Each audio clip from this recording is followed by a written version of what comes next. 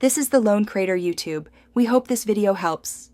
You start by confirming you have an administrator account and creating a restore point so you can roll back changes.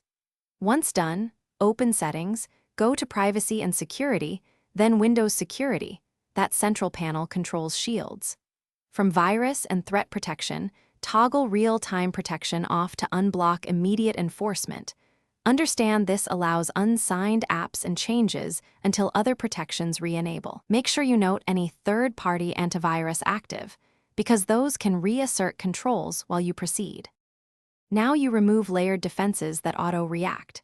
First, in Windows Security, turn off cloud-delivered protection and automatic sample submission.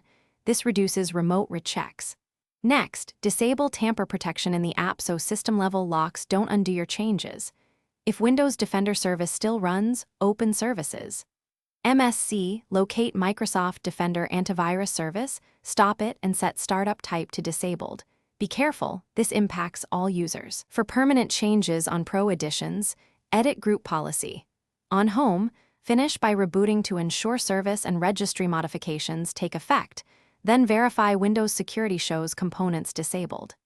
If protections reappear, inspect Task Scheduler, startup entries, and any installed security suites that may reapply policies.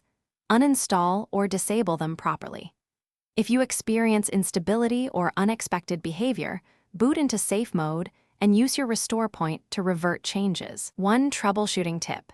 If group policy and registry conflict, the group policy will win, so remove conflicting policy entries first before reusing registry edits.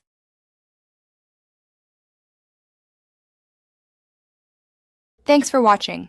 Consider subscribing if we helped you.